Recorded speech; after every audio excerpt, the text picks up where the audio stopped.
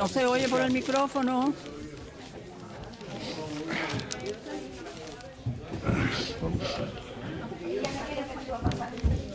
Eduardo, mira a ver aquí. I can project. I think he has it. Wenceslao has it, so Está they'll hear funcionando it. el micrófono. Está Aló, funcionando. ahora sí. Buenas tardes. Mi nombre es Lourdes Abascal. Soy vicepresidenta de NACAE. Estoy en estos momentos, la presidenta está en un crucero, Alicia Godoy Giró. Así que en nombre de ella les doy la bienvenida. La NACAE, como ustedes deben de saber, pero siempre se los quiero recordar, es una asociación sin fines de lucro que por sus siglas en inglés es la Asociación de Educadores Cubanoamericanos. Nuestra misión siempre ha sido el mantener y el cultivar el acervo cultural nuestro, que es tan importante. Para este fin tenemos siempre reuniones así como estas mensuales, que son abiertas al público y totalmente gratuitas. Estas reuniones después se graban y después se pasan a la red, o sea que pueden verlas, el que no pueda asistir puede verlas después.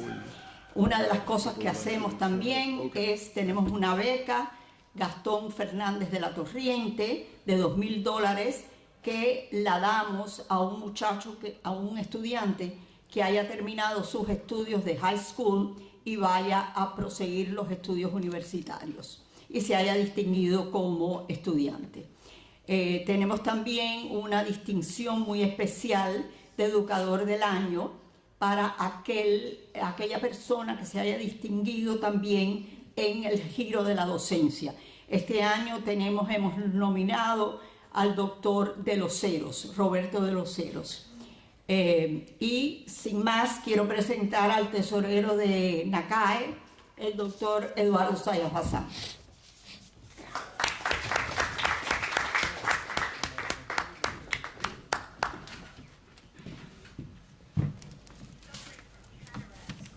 Thank you very much, Lourdes.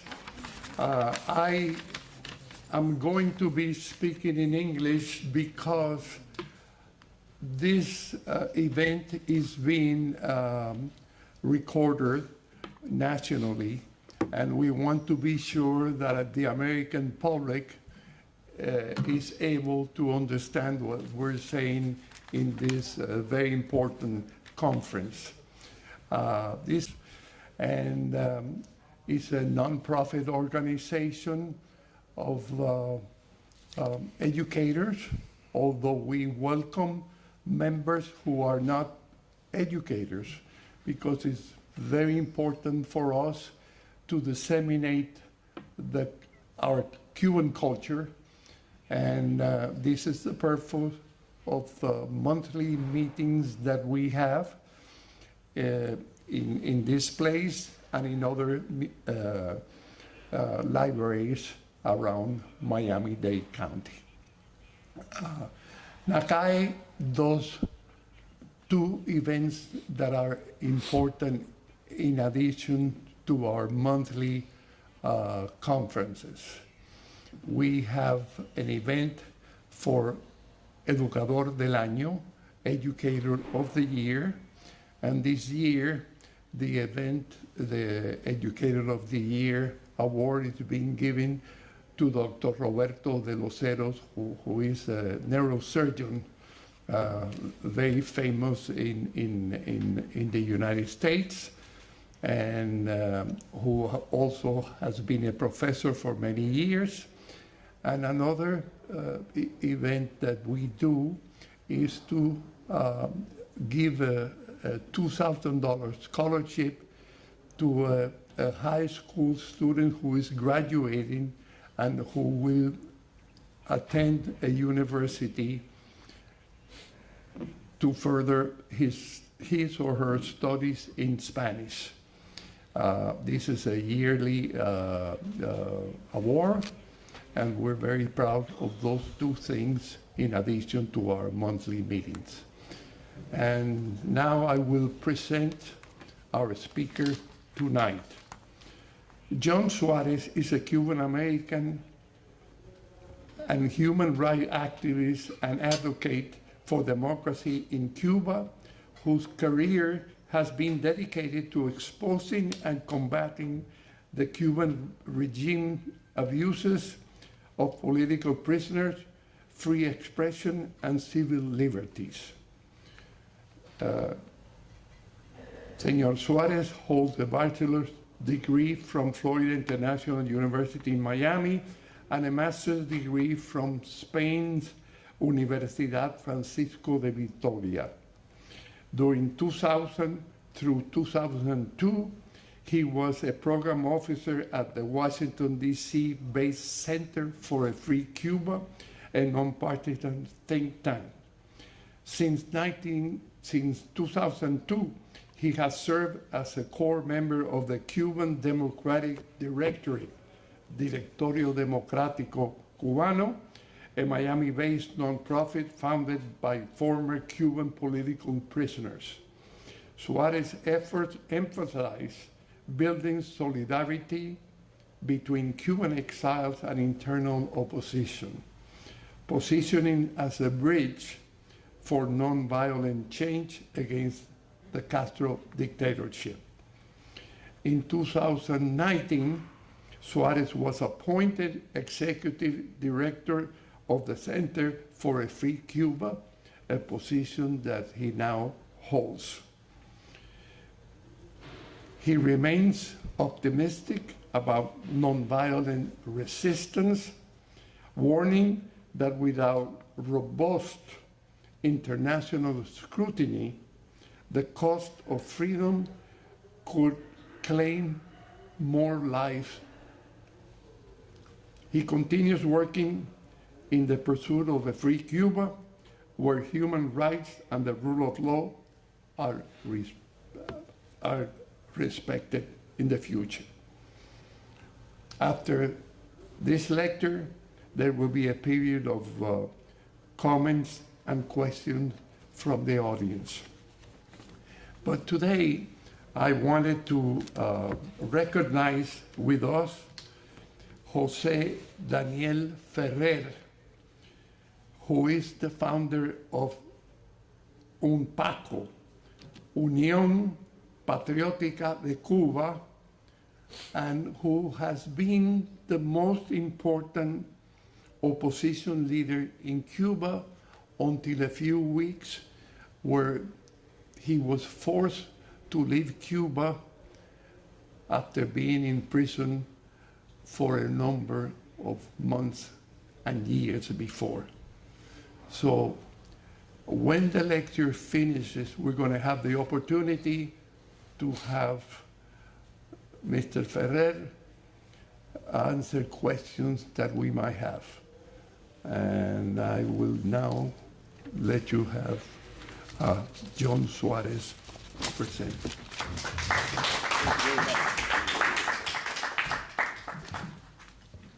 Thank you, Professor.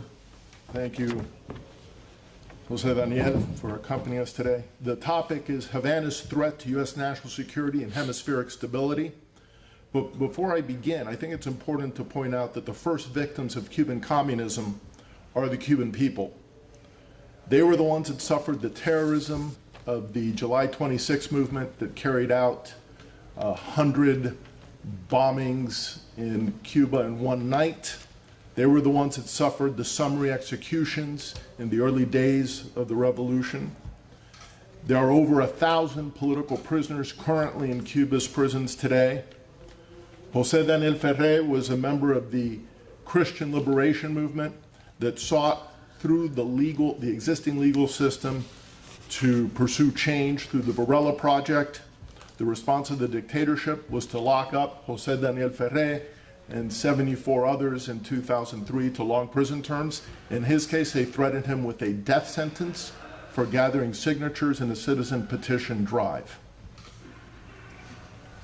Osvaldo Payas Sardinas, who was head of the initiative, together with his youth leader, Harold Cepero Escalante, were murdered by agents of the Cuban government in 2012. And we also cannot forget that next year will be the 30th anniversary of the shoot down of the Brothers to the Rescue planes, which was an effort by Cubans and Cuban Americans to save the lives of Cubans in the Florida Straits, and because they were nonviolently engaging with the dissidents inside of the island, the regime felt it was unacceptable, and they sent out MiGs that blew these civilian planes out of the sky over international airspace. But as I said, that is not our focus today, but the harm Havana has done to U.S. national security in this hemisphere. I'd like to begin by dispelling some myths that all too often are spread in the academy. One is that Fidel Castro was driven into the arms of the Russians by the Americans. Not true. We now know, thanks to the Soviet archives after the collapse of the Soviet Union in 1991, that the initial contacts between the KGB and the Castro brothers was in 1953. There's a very important work called the Matrochkin Archives. The Soviet KGB archivist defected, and he wrote a couple of books, and I think it's important. One of the quotes from this book indicates the following. The KGB's leading Latin American expert, Nikolai Leonov, this was the individual that Raul Castro first met in Prague in 1953. The official story that the regime put out in an interview they did with him back in 2019 was that they had met by chance on a transatlantic voyage from Europe to the Americas and spent a lengthy period of time and got to know each other. According to the archives, they'd met in Prague and they were already conspiring in 1953.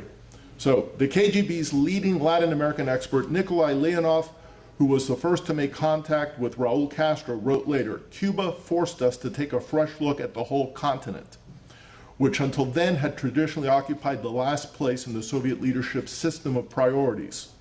The charismatic appeal of Castro and Che Guevara extended far beyond Latin America." And this wrote Vasily Matrochkin in The World Was Going Our Way, the KGB and the Battle for the Third World. And this was published in 2006. So we're talking about an effort that even while the Americans were trying to court the Cuban revolutionaries in 1958, placing an embargo on Fulgencio Batista, an arms embargo, quickly recognizing the Cuban regime in January of 1959, inviting Fidel Castro to Washington, where he was received by Vice President Richard Nixon, they were already actively collaborating and conspiring with the Soviet KGB going back 6 years. The other item, which is also interesting, that all of this was taking place while relations between the US and Cuba were normal, is the outreach that was done to Beijing. In September of 1960, a Cuban delegation visited Beijing, led by Ernesto Che Guevara, in which Guevara sits down with Mao Zedong and they plot out what are the vulnerabilities in Latin America and opportunities for communist subversion and revolution in that hemisphere. We're talking, this was in September of 1960. Relations between Cuba and the United States did not end until January of 1961. So the Cubans were already plotting, they were already sending guerrilla groups and trainers out to countries in Latin America, also to Gaza. There's photographs of Ernesto Che Guevara with other Cubans visiting Gaza in 1959 and asking the question, according to the Palestinians who were there, of where are your arms factories? Where are your bomb-making facilities? What are you doing in your resistance against Israel? This was in 1959. So the idea that the US pushed the Castros into the arms of Russia, the Soviet Union, is absurd. The relationship with China was also very strong in the early years, but there was a famous Sino-Soviet split that had already started in 1956 when Nikita Khrushchev criticized Stalin. Mao was a fan of Stalin, but then other actions took place. When China had some issues with India, the Soviet Union sided with India, not with their communist ally. That also drove a wedge in the relationship. And by 1963, 1964, The Chinese were criticizing the Russians for not having been more aggressive in the Cuban Missile Crisis when the Russians had put nuclear weapons in Cuba. The Chinese were upset that they had removed them. In addition, Fidel Castro was also upset about it at the time and was speaking very critically of Nikita Khrushchev. The relations, however, because the Castro brothers made the decision, and Raul Castro was a big fan of the Russians, to side with the Soviet Union in that split, the relations with China cooled down. Fidel Castro started speaking ill of Mao, and the relations between the two countries were in a deep chill for 20 years, from about 1964 to 1989. What happened in 1989 with China? Well, Gorbachev, reforms in Russia, warming of relations with the US, and Tiananmen Square, which led to a chilling of relations between the US and China, led to a warming of relations between China and Havana. The Cuban foreign minister came out right after the Tiananmen Square massacre, supporting it. And the response by the Chinese, there were mutual visits to Cuba by high Chinese officials. Fidel Castro went in 1995 to the wall and a big visit to China, and then in 1997 Raul Castro went. The Chinese already in 1992, we now know, were taking over bases abandoned by the Russians when the Soviet Union collapsed in 1991. There are currently 4 bases, apparently, that we know about operating in Cuba by the Chinese, spying on the United States. But I want to backtrack a bit of those decades of work between the Soviet Union and Cuba. In the 1960s, 70s, and 80s, the KGB assisted the Cubans in organizing something called the Tricontinental, which was a gathering in Havana in January of 1966. The 60th anniversary will be coming up in just a couple of months, in which they gathered guerrillas and terrorists from Asia, America, the Americas, Africa, to coordinate efforts to overthrow Western democracies. And at that conference, one of the figures that attended as a young man later became known as Carlos the Jackal, Venezuelan terrorist who worked with the PLO. He got his start at that meeting, the Tricontinental, taken by his father who was a communist. Then he stayed behind and went to the training camps that the Cubans set up with the help of their Russian partners after that gathering in Cuba. And you see this sort of terrorist internationale that begins operating throughout the 1970s, hijacking planes, taking them to Cuba. Well, what's interesting is in the struggle against Batista, the first hijacking, including one hijacking where the plane crashed, were conducted by Raul Castro. So the Cuban government, you see the DNA of its terrorist activities and its struggle against the Batista regime writ large on the international scene once they take power in Cuba in the 1960s all the way to the present. Let me see what else I have to touch on.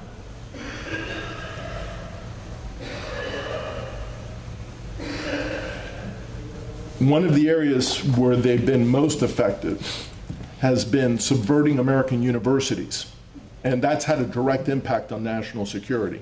The FBI put out a report in 2014 warning that they were using academic exchange programs to identify and recruit spies for the regime. And they warned about that threat. Unfortunately, during the thaw that took place in 2014 through 2017, the academic exchanges expanded. But what does that mean?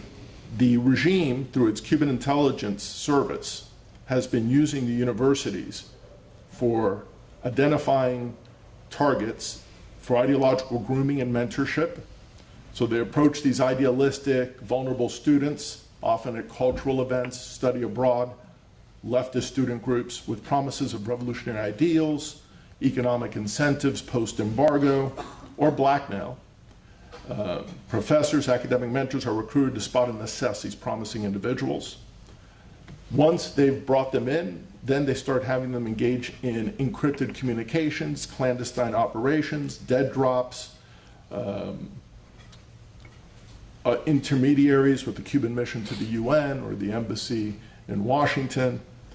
And they'll ask them to share research, influence other peers, access classified information later in their careers. And they actually indicate where they should go in their careers.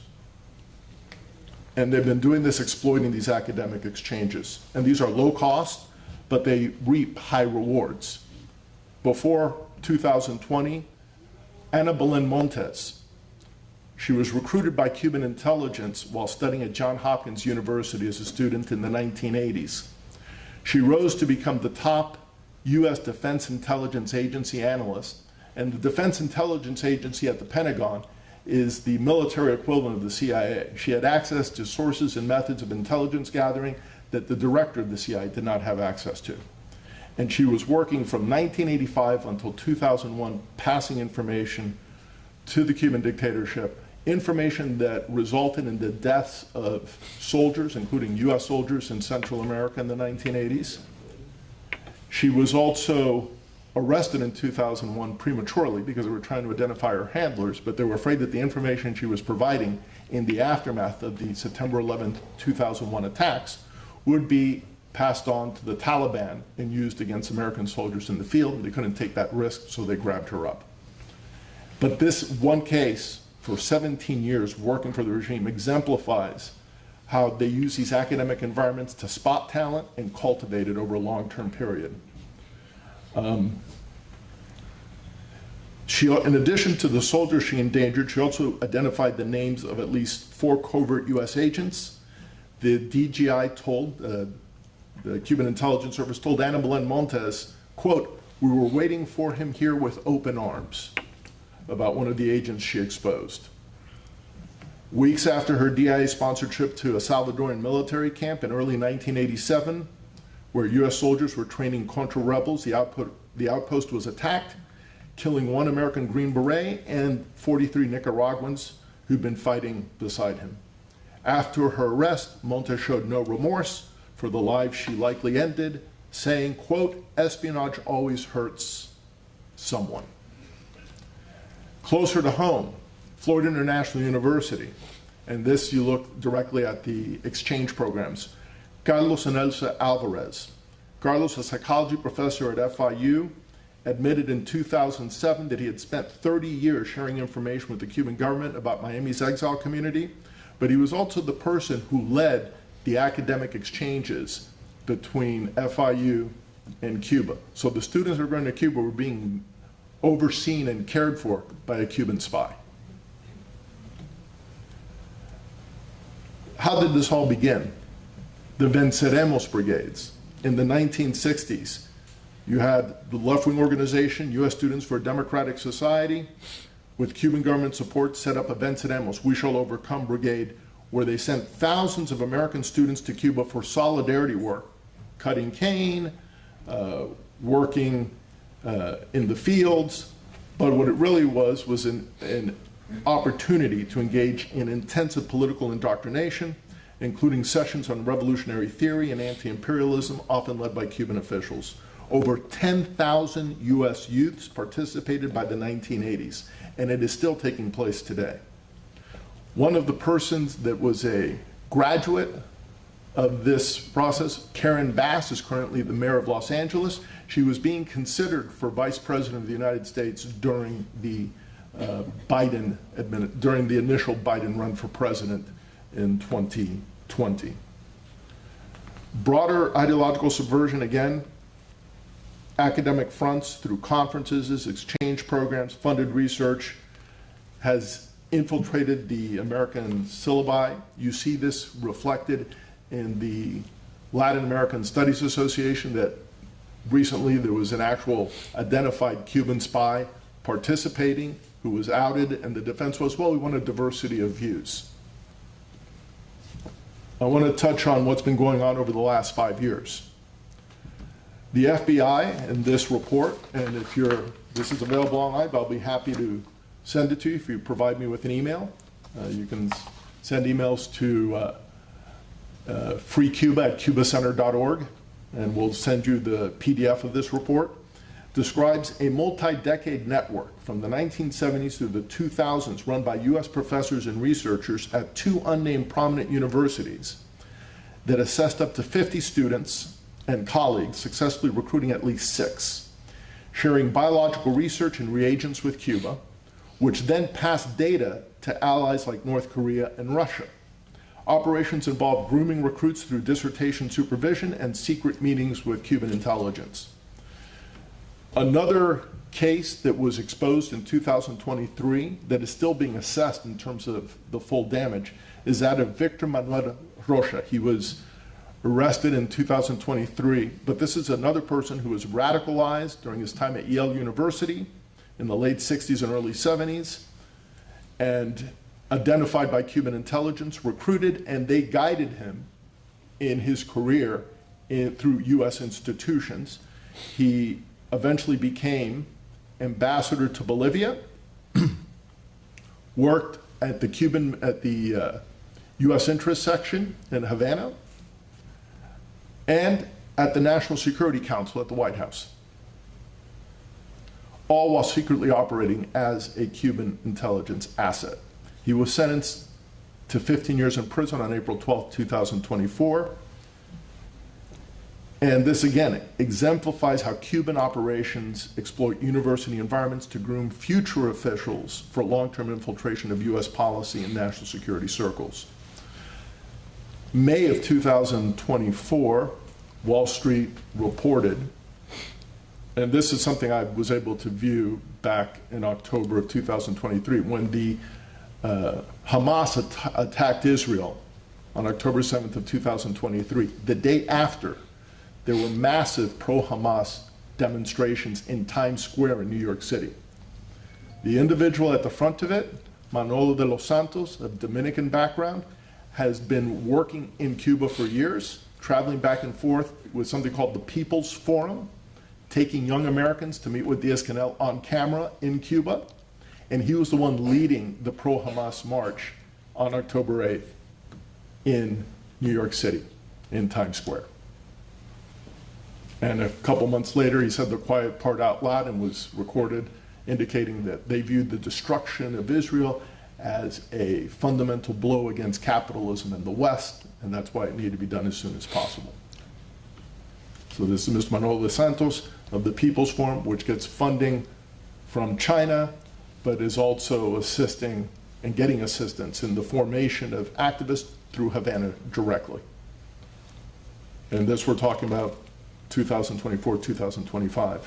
One of their members, Kala Walsh, was interviewed openly asking why, when Israeli embassy staff were murdered earlier this year in Washington, she was asking why there weren't 100 more killed, and why activists like her hadn't protected the shooter afterwards, and saying that the resistance wasn't just something to be done in Palestine, but to be done here in the United States as well. And this is a young Irish American, grew up in Massachusetts, who's made many trips to Cuba and has been visiting the Cuban embassy, received Díaz-Canel a couple months prior to the October 7th attacks when he was at New York for the General Assembly meeting.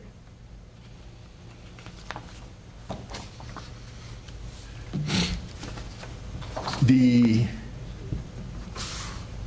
Havana strategy aligns with its foreign policy goals, which are countering U.S. influence in the Americas, infiltrating the U.S. government to gather intelligence, sell it to hostile powers, promoting post-communist narratives, and shaping U.S. policy.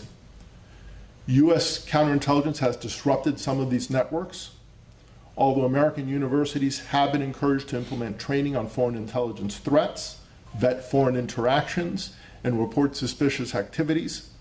For example, undisclosed meetings with Cuban officials or request of sensitive research. It appears that the threat is underestimated.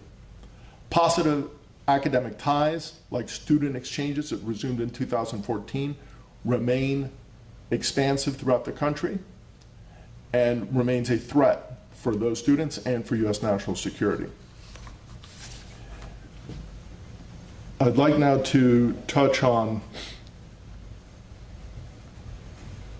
Latin America, and Havana's role in destabilizing the region. Again, I mentioned earlier how in 1959 they were sending guerrillas and terrorists to try to subvert these countries. The same month that Fidel Castro came to power in January 1959, he went to Venezuela. He met with Ernesto Romulo Betancourt, the president of Venezuela, and told them, hey, join us. He assumed because he was a social democrat that he would be in on joining his conspiracy against the Americans. When he didn't join that and encourage Castro to have free and fair elections, he became a target. And they started sending guerrillas to try to overthrow the government of Venezuela. Did not succeed because Romulo Betancourt realized the threat and confronted it. Unfortunately, subsequent Venezuelan political leaders did not remember those lessons. However, in that period of time, in the 1960s, 1970s, using the foco guerrillero of trying to send guerrillas to overthrow governments, there was only one country where that succeeded, which was Nicaragua, with the Sandinistas, and this was at a time when the United States was trying to normalize relations with Cuba during the Carter administration. In 1977, the travel embargo had been lifted. There were negotiations to normalize diplomatic relations, and the response of the Cuban government was to be much more aggressive in Central America with the aid of the Russians and bringing together different factions of the Sandinistas. They succeeded in overthrowing Somoza, and in 1980, Fidel Castro went there to brag how Somoza, during the Bay of Pigs in 1961, had asked individuals that were taking part that if they could bring back some of Castro's whiskers, and Fidel Castro said, well, I'm here with my full beard. If you'd like it, I can symbolically offer it to you, laughing about it at the time in 1980. Daniel Ortega is still in power today in Nicaragua, terrorizing, murdering Nicaraguan students, going after the clergy in Nicaragua with the full support of the Cuban dictatorship. The other case, Venezuela, what could not be done through terrorism and guerrillas, which was attempted and failed, was done through the ballot box with Hugo Chavez in the 1990s. And Chavez had tried to do a coup, failed, was jailed. Unfortunately, he was later released. Upon his release, he went to Cuba, was received as a statesman by Fidel Castro, prepared, supported. He was able to run for office, win, and his security personnel, Cubans, the number of Cubans operating in Venezuela exploded to the point that the Secretary General of the OAS, Luis Almagro, described it as an occupation force in Cuba. Hugo Chavez gets ill. The Cubans managed the succession from Hugo Chavez to Nicolás Maduro. Nicolás Maduro is an individual who was formed and trained in Cuba and is loyal to the Cuban regime, and as president of Venezuela has come out and said that he and his cabinet meetings are overseen and supervised by the Cuban ambassador, and nothing is done without the Cuban ambassador's positive assent. So that is Venezuela today. And obviously, that has led to a destabilization of the region. But I also want to touch on a third country, Colombia. When we talk about the 1966 Tricontinental, the terrorists that were formed in Colombia have had a long-lasting impact. The Ejército de Liberación Nacional, the ELN, M19. M19 was a terrorist group that was supported by Cuba with arms and drug money that the Americans became aware of in 1982, placing Cuba on the list of state sponsors of terrorism for the first time. Two important M19 leaders that are today in office are Gustavo Petro, the president of Colombia, and Claudia Sheinbaum, the president of Mexico. She was a member of M19 in Mexico that was supporting fugitives of M19 in Colombia where they could hide out in Mexico. But the ELN and the FARC dissidents, have been carrying out bombing campaigns, and their leadership is protected in Havana. And this is one of the reasons Cuba's on the list of state-sponsored terrorism, because when Colombia is asked under prior administrations for return of those terrorists, Cuba has refused. Now, I'd like to close by touching on the murder of Americans on American soil and around the world. This past year, January of this year, was the 50th anniversary of the attack on Francis Tavern. Now, Americans should know that Francis Tavern is the tavern that George Washington went to at the end of the Revolutionary War to say farewell to his troops. This is the tavern that Puerto Rican terrorists trained, provided logistical support by Cuba, decided at 1 o'clock at the afternoon and lunchtime to blow up, killing 4 Americans and wounding over 40 more.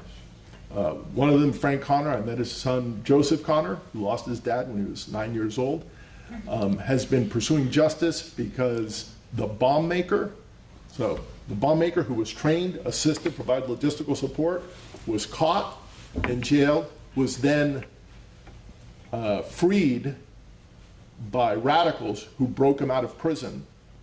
He fled to Mexico and wound up in Cuba, where he's been harbored for decades. And his son has been demanding that the United States make it a priority that this terrorist be returned to fulfill his sentence. He has a life sentence for what he's been doing. And this is a man who lost fingers because the bombs he was making blew up on him in the building that he was at. Secondly, and not as well known, is something called the Cuba program in Vietnam. Cubans were in Vietnam assisting the North Vietnamese in the torture of American POWs. Some of them were tortured to death. This has been documented by Naval Annapolis Press. Witnesses to the torture have testified before Congress, and there are also some interviews on YouTube where you can hear firsthand from veterans who witnessed it and who identified the Cubans involved in the torture and murder of American POWs. So Cuba is a national security threat. It remains a national security threat and should not be underestimated. And I think at a minimum, we should be rethinking the wisdom of sending thousands of young Americans to Cuba to be subjected to the tender mercies of the Cuban intelligence service. Thank you very much for your time. Thank you very much for listening to me.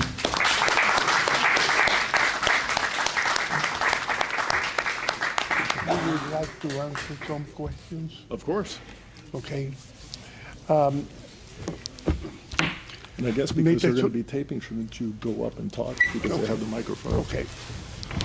Or does that, ¿esto funciona? No, I don't think so. Okay. ¿Cómo se puede conseguir copia en español? Mr. Suárez will take questions if you have any, and if not, then we will have our guest, Mr. Ferrer, answer some questions that he will do in Spanish. Yes. In Spanish or in English? We can do it. We can do it in English with Mr. Suárez, but with Mr. Ferrer, we will do it in Spanish. In Spanish with Ferrer. Okay. Congratulations, John, for a very, very thorough lecture on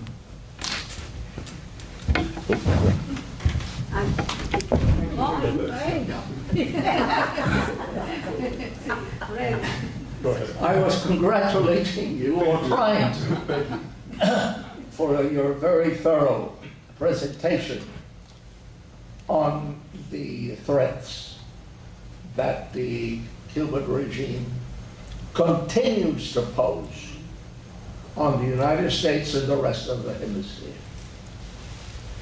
Most of those who refer to this refer to the past, but do not recognize that today Cuba continues, not only alone, but in conjunction with external powers who are adversaries of the United States. And I'm glad that you covered both the past and the present.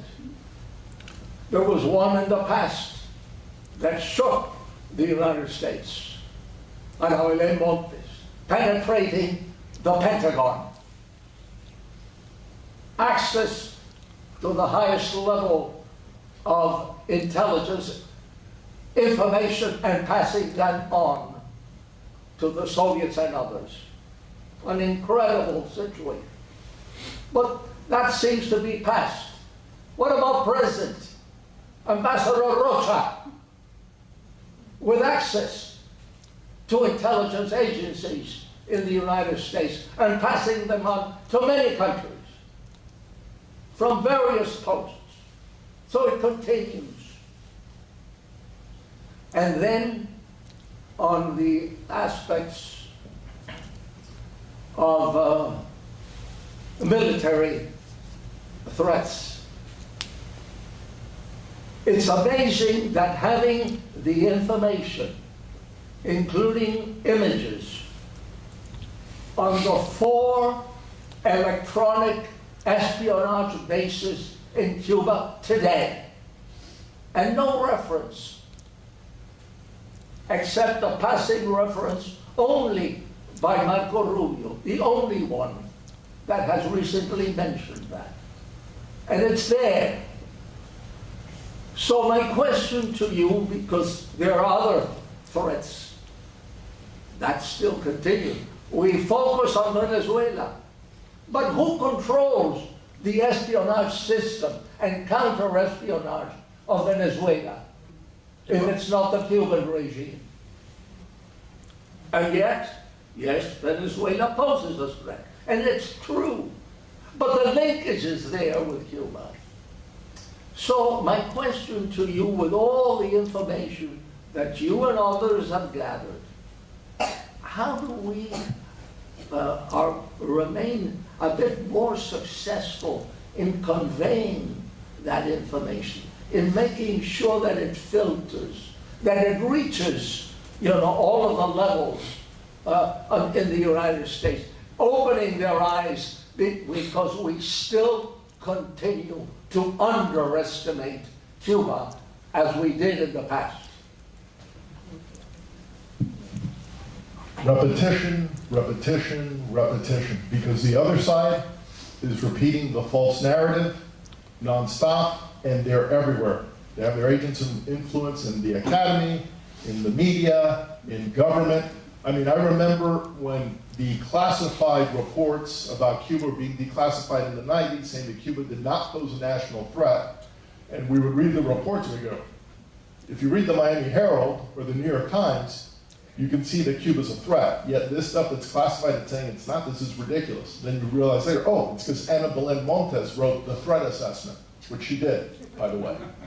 Years later, I'm at Georgetown, and there were a couple of congressmen repeating the talking points from Ana Belén Montes' report. And when they finished, I got up and I said, hey, you're quoting a Cuban spy that infiltrated the Pentagon. You have to be the unpleasant person to speak the truth in very difficult situations and point out the foolishness of some very important people who are repeating Cuban government propaganda that they've successfully infiltrated through U.S. government institutions.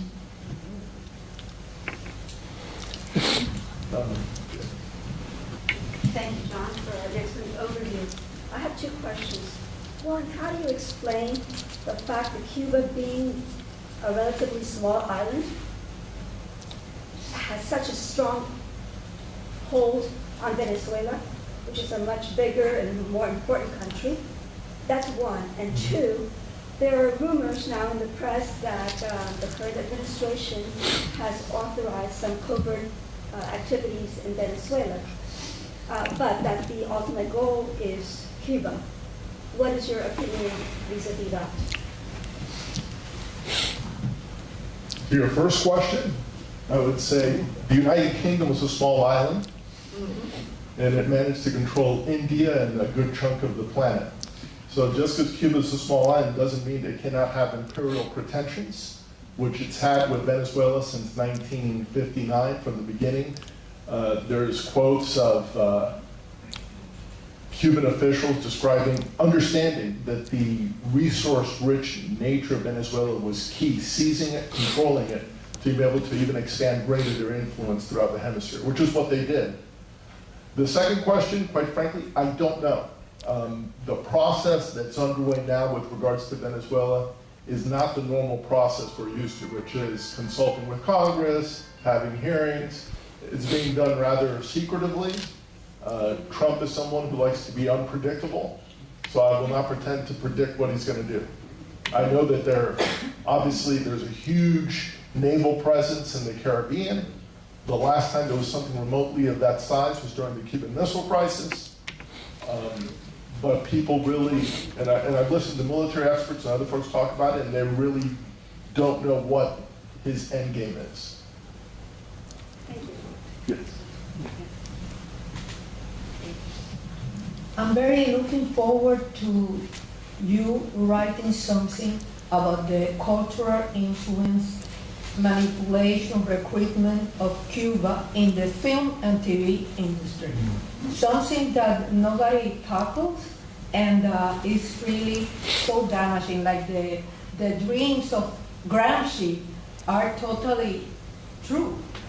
And I'm glad that you are here, because I want to bring to this meeting something that happened to me. Let's go back to 1994, when the sinking of the tugboat 13 de Marzo. The Cuban government managed to make everybody forget about that by calling that summer El Maleconazo. Nobody talks about that tragedy. And I remember I was a film critic at the Toronto Film Festival, and I interviewed the directors of Balseros. And I said, how could you film so many scenes there in Cuba? The price was not talking about the sinking of the tugboat, and they had to say yes. So it's terrible how this is managed all over. So many stories that have been changed totally, and that's what the American public believes. So it's very important, and I would love that you take that into account for your future research and writing. Well, I think part of the problem is that when you're talking about Gramsci and the Frankfurt School, is that it's not just Cuba. There's a communist network that's international, and they help each other. Cuba, at one point, with the collapse of the Soviet Union, became sort of the light post remaining, because they were sort of disenchanted with what the Chinese communists were doing, because they were being too capitalist, at least at the surface, and that turned off the progressives. And Cuba was seen as maintaining the ideological fidelity, which is why so many people are going hungry, because they don't allow farmers markets in the country like China does now, and like Russia does, which is why you don't have the famines anymore. But in Cuba you have hunger because they maintain the centralized communist plan. But the cultural issues, no, I agree with you, that is a great challenge. It's not just Cuba.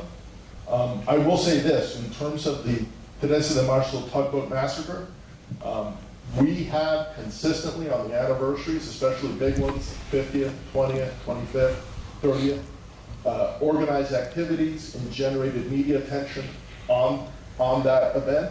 And also I would suggest to anyone listening, ABC News Nightline, during the Pope's visit to Cuba in 1998, did an episode in which half of the episode was about the tugboat 13 de Marzo. They interviewed Jorge Garcia and his daughter.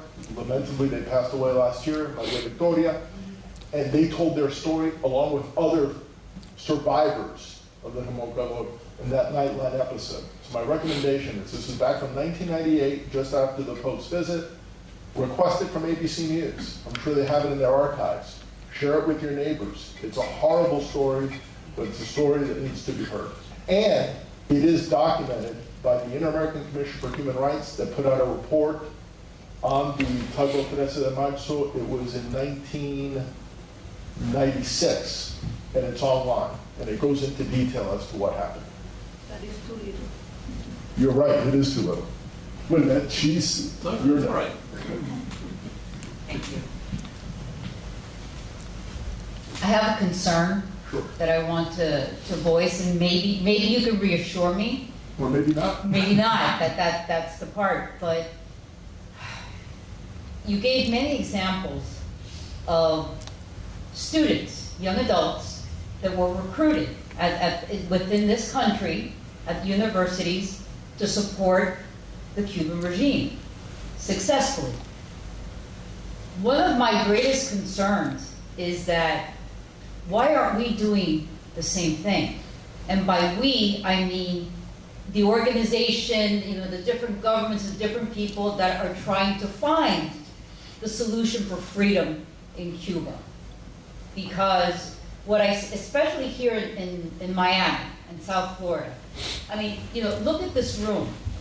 We're here because we're interested in the discussion about Cuba, its history, the government, everything. But we're not a young group here. Aquí no estamos jovencitos, aquí nadie. And what we need is that younger generation of Cubans or Cuban Americans to realize the importance. I want my daughters to go to Cuba someday and see where their father and their grandfather and their other family members grew up. That may not happen. But I mean, is there an effort to educate the younger generations so that they can then, take the torch? May I answer that question in part? One of the reasons of the new museum of Brigade 2506 is to help educate the youth in this community. The most important thing that the museum will do is to try to educate our youth about the danger of communism.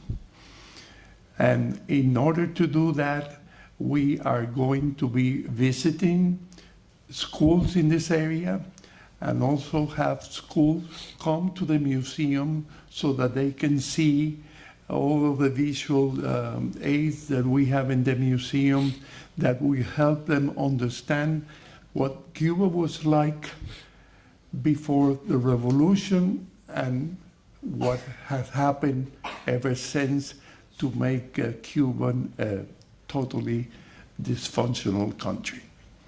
So this is a very important job of the brigade, the Museum of the Brigade. Well, let me tell you how I ended up here today. I grew up in Miami.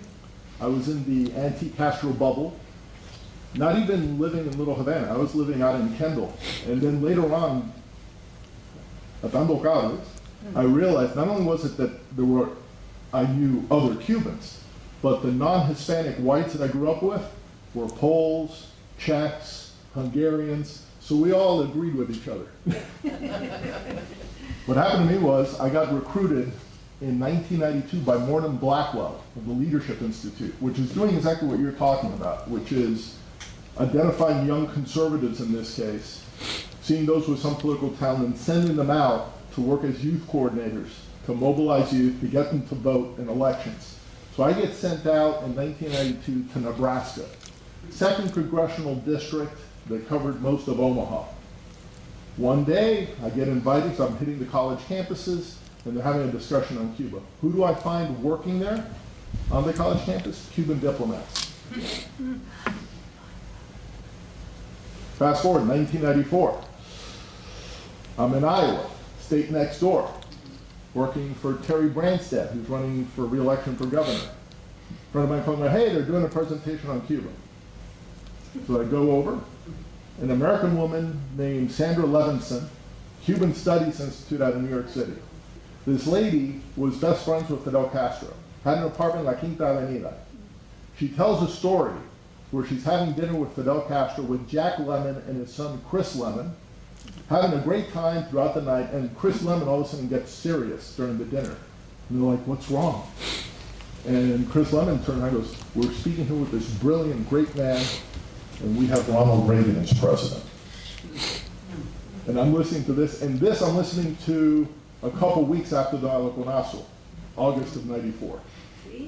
And I get up and I said, hey, because there were images in the front page of the newspaper, the Herald, of the state security guys pointing their guns at the protesters. And this woman saying there are no protests in Cuba, everything's wonderful except for the embargo. In fact, we need to implant the Cuban model in the United States. And she's taking young, corn-fed, blind-haired, blue-eyed Americans to Cuba to brainwash them, to bring them back here, to bring that hell here. So we get through the campaign, Terry Branstad wins, I get approached by presidential campaigns, and I go, nope, I'm going back to Miami to get involved in Cuban politics, because I'm terrified that these people are advancing here. And that's what got me involved. And I've been going out and speaking on college campuses and having debates, and I've been in some hardcore left spaces.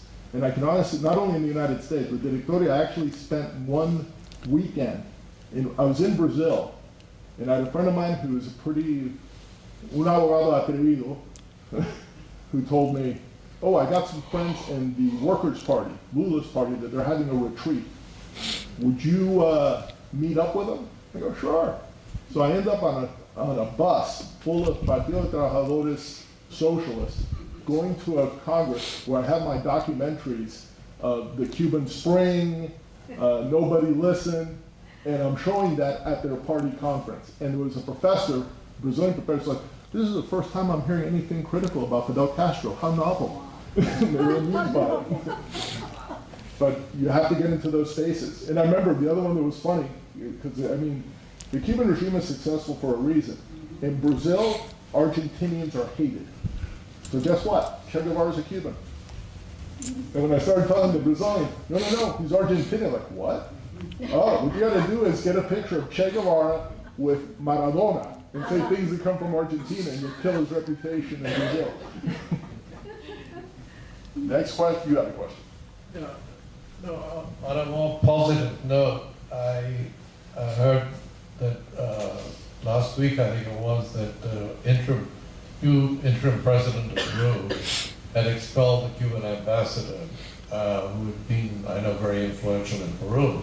So that seemed to be some good news in terms of regime change in Peru. And I know there are more conservative government now in Bolivia, in Ecuador, although the Ecuadorian elections went sort of against Noboa.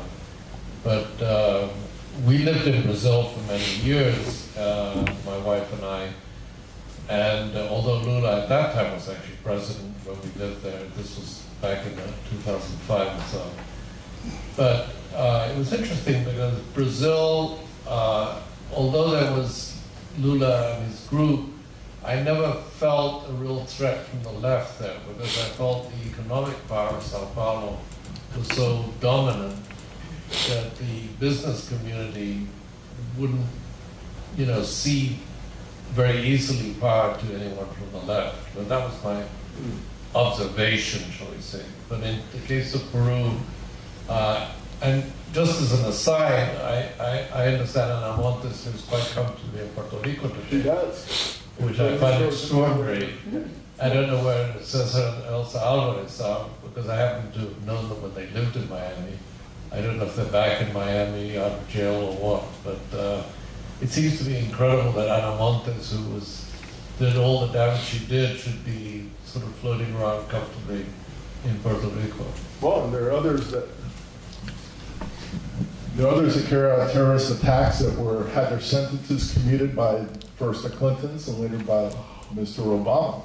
And one of them actually went to Cuba and was awarded a prize and was back in Puerto Rico. So, I mean, it goes on. I think what we need to do is expose it, denounce it, be on top of it. I think my impression of Brazil isn't just the business class. It's that there's a culture that never underwent a revolution. Brazil, actually, they had the king at one point, transferred from Portugal and stayed there. And when they got their independence, it was basically, At the end of the 19th century. yeah, and it was also written, basically they bought their independence. Yeah. So there's not a revolutionary tradition. The military is strong, and there's also very strong Catholic root that I was surprised by. You can hear about Brazil and you think it's going to be very wild with Copacabana, Estelotto, but it's a very Catholic place. Very. And I think that's Well, very important. I actually, my last job was with Banco Santander here in Miami, and I was in charge of all the religious accounts, shall we say, and in Brazil, although I lived in Brazil before, I was surprised how influential the Catholic Church is with the young people. There's a group called Canção Nova, for instance, which is near Aparecida, which has huge, it's all youth, it's all young people, and they're all solid, conservative Catholic types. So there is hope in Brazil. Yes. Any other questions?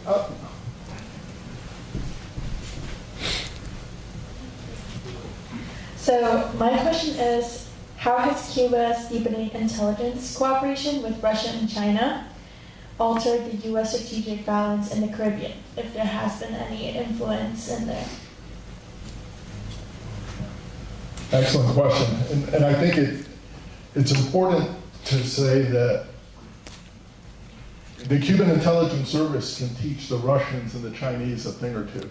And the reason they can is they were taught by the best. In addition to the KGB, the East German Stasi, the Waffen-SS, the Nazi intelligence service, some of their members went to Cuba in the early 60s. The guy who broke up, there was a thing called Operation Valkyrie that was an attempt by the military to overthrow Adolf Hitler.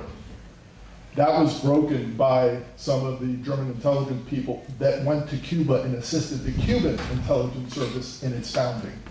So the first CIA agent to defect to a communist country was a guy named Phil Agee. The Russians were slow to the jump, didn't think he was for real. The Cubans got him. So when the Russians wanted to debrief the CIA agent, they had to get permission of the Cubans. So it's not what the cooperation of China and Cuba is. It's that the Cubans have been embedded, they have the information, and they're getting paid in part to consult with China and Russia to expand their influence, because the Cubans are fundamentally anti-American. Not the Cubans, the Castros. Why are they fundamentally anti-American? Raul Castro is a Russophile, a communist. Fidel Castro is the guy that they both had a father who was a Spanish imperial soldier who hated the United States for assisting Cuba getting its independence. When Francisco Franco died, Fidel Castro declared 3 days of mourning in Cuba for him. Franco never broke relations with Cuba when everybody else was doing it at the time in the 60s. So there's a very warped, twisted level of anti-Americanism that is very profound in the Castros.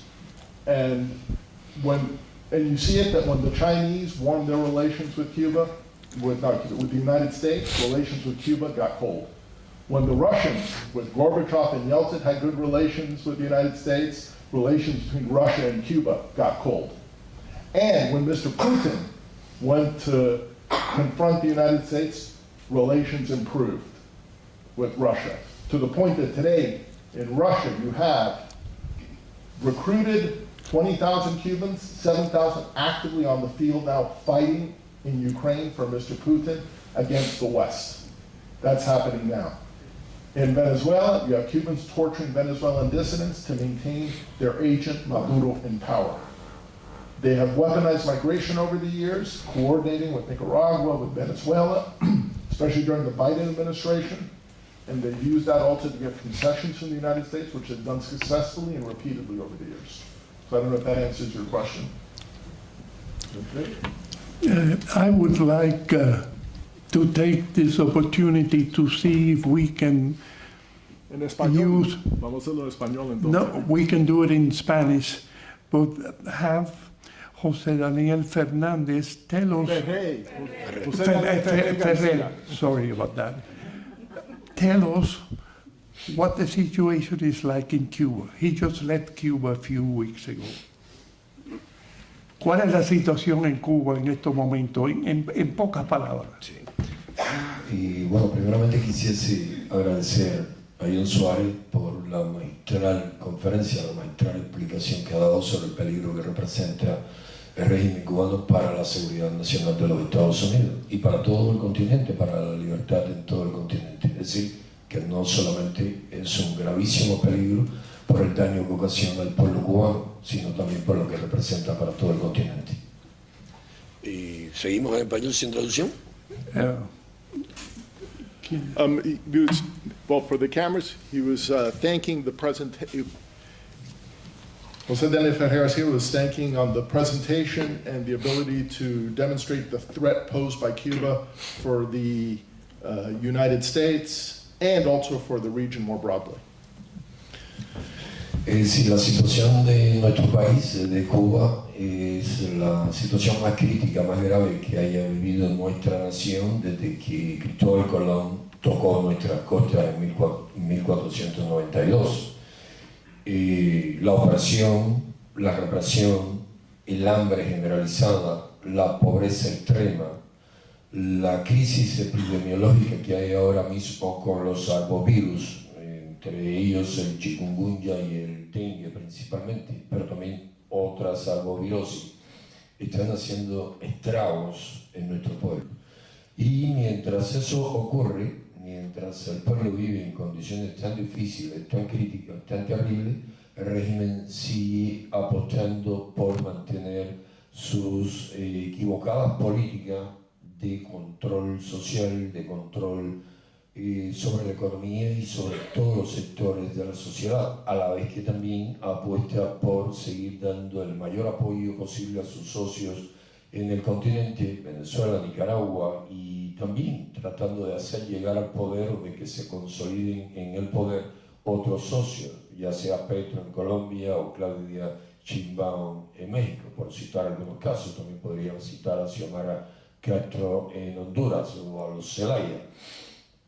Y también, como dije hace unos instantes John Suárez, el régimen cubano sigue apoyando y hasta enviando soldados mercenarios a Rusia para que vayan a pelear contra Ucrania. Ya han muerto algunas decenas de cubanos en esa guerra imperialista de Vladimir Putin. En conclusión, hoy más que nunca Cuba necesita, Cuba reclama de un proceso de transición a la democracia que saque a nuestra sufrida nación de una situación tan caótica, tan terrible. Gracias.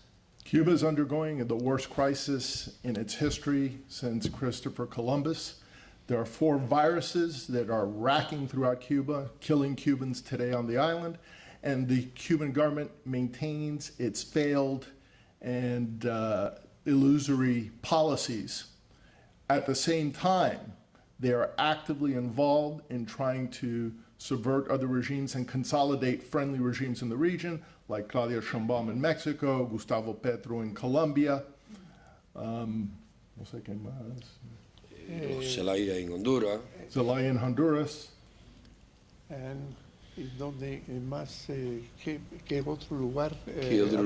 No, mencioné esos 2 casos y el de Honduras. Mencioné los casos de Colombia, de México, de Honduras, pero a pesar de que Brasil es una nación inmensa y económicamente muy superior a Cuba, el régimen cubano también con su personal médico y con sus agentes de influencia también ha hecho siempre lo posible porque Lula y el Partido de los Trabajadores se entronicen de manera permanente en el poder. Él hace eso donde quiera que puede. And he's also bringing up the case of Brazil, that although it's a very big country, that with Lula, they're doing what they can with the doctors and other initiatives of the regime to help consolidate his power. Also, the involvement in Ukraine. And also the involvement in Ukraine, that there are thousands of Cubans fighting, dozens have been killed. And that's what he had to say, and he concluded with that. ¿Alguna preguntas para él? And I'll try to be quick because I know we've been here a while. Thank you very much for this presentation today. I'm very happy to be here. I was able to meet Jose for the first time the other night. It was one of the greatest pleasures of my time. My name is Charlie Nijaim. My mother was from Pinar del Rio. I have a lot of family in Cuba. My father fue un Libanés. He went to Cuba in his teens. He lived 30 years in Cuba, married my mother. My sisters were born in Cuba. I was born in New York. They left in '54. I've been involved in this struggle for 30 years now, what I call the Cuba Freedom Project. I was in Miami years ago. I did a lot of work with the groups. In the 90s and 2000s, I went to Cuba quite a bit. I was delivering goods to the underground and dissident movements. I wasn't going as a tourist. I've done a lot of work inside Cuba. I personally feel the change. I'm optimistic. I know this nice lady here, I explained her my story. She says I'm a romantic. Yeah, I'm a romantic, but I'm a realist. I have a lot of family in Cuba. On all my trips, I have 10 million friends in Cuba. You hurt my family, you hurt my friends, and I got a problem. I believe the change is coming soon. I raised my kids up in New York, and I moved back down here to be involved 24/7 in this. I want to ask a question, and John, maybe you can translate for me. Jose kind of knows already my background, but here's my thing. I talk to people every day about Cuba, and people say to me, Charlie, you're optimistic. Yo hablo You con say personas change is sobre coming. Cuba, digo que el cambio viene. I'm just telling. I'm sorry. Que el But cambio viene. we don't see anything happening in Cuba. We don't see anyone going to the top that's making a change, that's fighting for what we're looking for. And I try to educate them, and I say to them, listen, if you know the people in Cuba that are trying to make a change, that means the regime knows who they are. And guess where they're going that night? Okay, so it's not that easy. But I guess my question to Jose here is, and as much as you can say, are you working now with the groups inside the island? Are there people on Cuba? We know how difficult it is to work on the island because of the oppression and the regime. But are there people right now on the island that are working to make a change? And are you working with them now? Thank you very much. Vida Cuba, vida. Sí, muchísimas personas ahora mismo en Cuba, cada cual según puede, está aportando, está dando su concurso a favor de la libertad de Cuba. Yo me atrevería a asegurar, sin temor a equivocarme en lo más mínimo, que más del 80% de los cubanos quieren, desean que Cuba cambie lo más pronto posible y que otro 10% también lo desea. Lo desea de manera quizás más tibia porque no están pasando por situaciones tan terribles como si está viviendo la inmensa mayoría de la población, pero hasta los militares, hasta los sargentos, tenientes, primeros tenientes, capitanes, y hasta mayores y tenientes coroneles, en buena mayoría quieren que Cuba cambie, porque aquello es insostenible. Nadie quiere seguir viviendo en medio de una hambruna generalizada, apagón inconstante y situaciones tan complejas. Lo que está haciendo falta es que esos esfuerzos individuales sigamos estructurándolos y organizándolos de manera tal que produzcan la fuerza necesaria para que termine el régimen y Cuba comience su proceso de transición.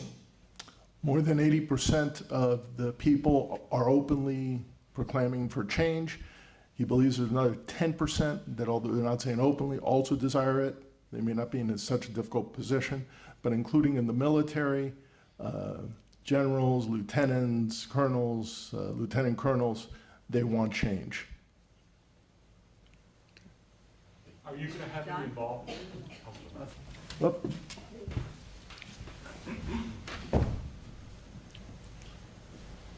José Daniel, reconociendo el descontento que hay en Cuba, que es bastante generalizado, pero ¿qué posibilidades hay para fortificar y alentar la resistencia cívica militante en la isla?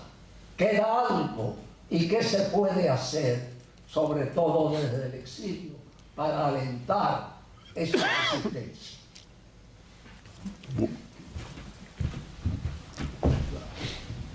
What can be done to strengthen, actually, would you say it in English also? I forgot. No. Basically, I was saying we all recognize the discontent that exists in Cuba, which is latent there. But the question is, how do we revive that and turn that into resistance, civic resistance, militant resistance? What can we do from exile to revive that, which is going to be essential? Without that resistance, there will not be the transition that we all cherish and would like to somehow stimulate. Sí, se están haciendo muchas cosas hace ya bastante tiempo y continúan realizándose. ¿Qué pasa? Estamos viviendo, sin lugar a duda, los momentos de mayor represión en nuestra patria, en Cuba. Luego de los sucesos del 11 de julio de 2021, el régimen se ha mostrado mucho más represivo, incluso que en décadas anteriores. Ahora bien, la combinación de los esfuerzos internos con el apoyo desde el exterior es de vital importancia para que ese activismo militante crezca y se fortalezca.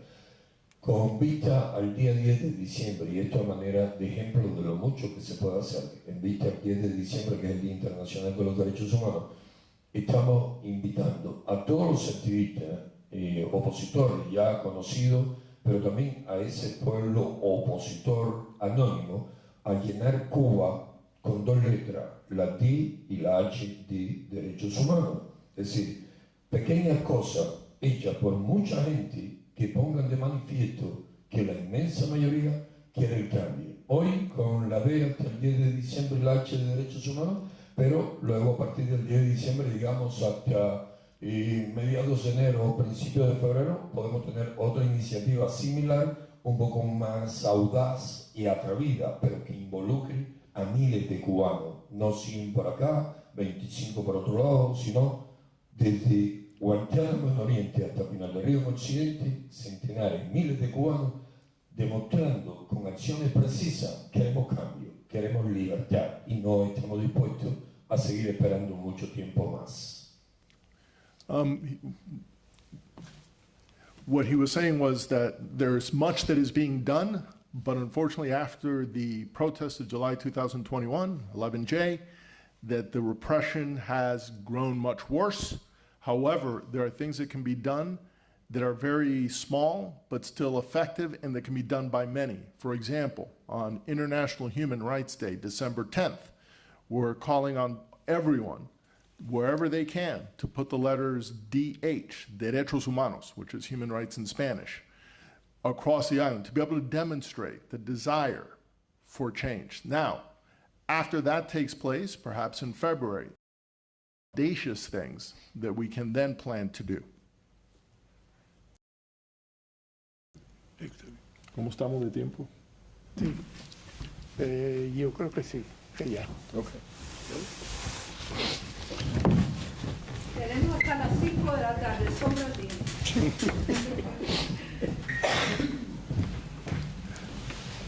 We don't want to overburden you people, so we're going to end this formal presentation and encourage you to attend our other monthly presentations. We announce them every month with a couple of weeks ahead, and we would love for you to attend them. So thank you very much for being with us, and I hope that you learn something new about Cuba and the struggle for freedom. Thank you.